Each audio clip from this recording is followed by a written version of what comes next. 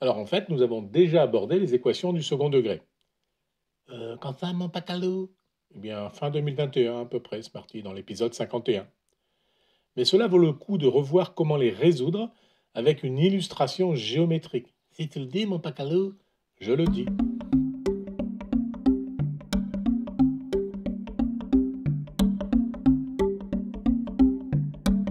Bien. Alors supposons pour simplifier que nous voulons résoudre l'équation x au carré plus bx plus c égale 0. Sans a devant le x au carré alors? Oui, oui.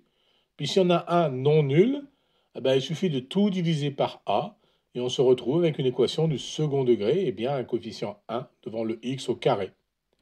Alors voyons maintenant l'illustration géométrique.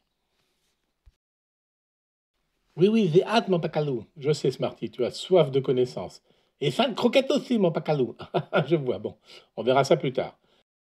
Alors, donc le x au carré, cela rappelle quelque chose. Et pour moi, ça rappelle la surface d'un carré de côté x, forcément. Forcément, mon pacalou? Oui, oui, forcément, ma petite Smarty, forcément.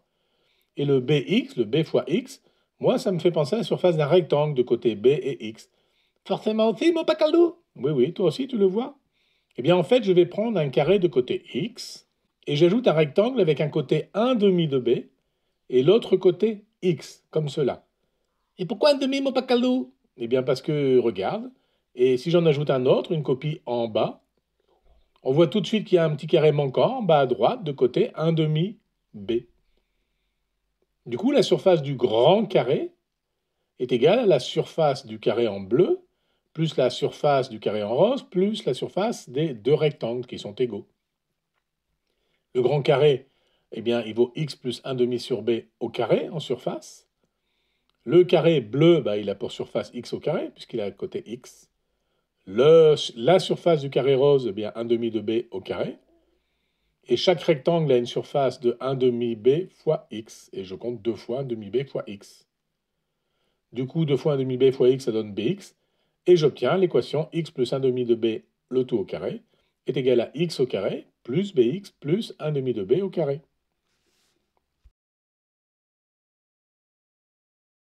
Et maintenant, mon équation x au carré plus bx plus c égale 0, eh bien, je lui ajoute 1 demi de b au carré, à droite et à gauche.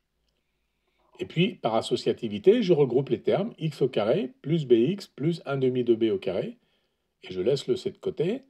Et puis de l'autre côté de l'équation, de l'autre côté du égal, j'ai 1 demi de b au carré. Et là, on va utiliser une des identités remarquables qu'on a vues la fois dernière. On sait que a plus b au carré, c'est a au carré plus 2ab plus b au carré. Et bien dans ce cas-là, mon a, c'est x, et mon b, c'est 1 demi de b. Et donc du coup, le x au carré plus bx plus 1 demi de b au carré devient x plus 1 demi de b, le tout au carré. Et maintenant, j'ajoute moins c des deux côtés.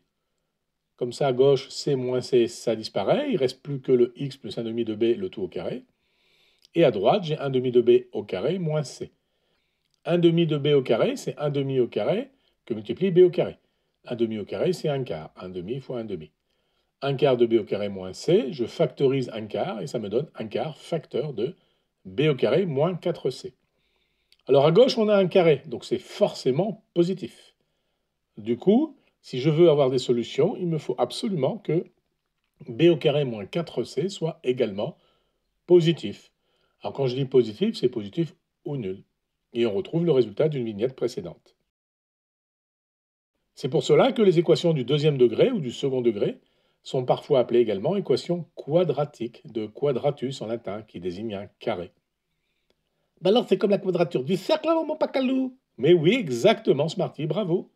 La quadrature d'un cercle consiste à essayer de trouver un carré de même surface que le cercle donné.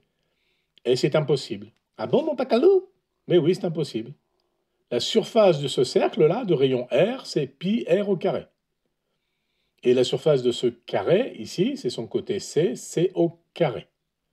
Eh bien, il faudrait que je trouve C au carré égale pi r au carré.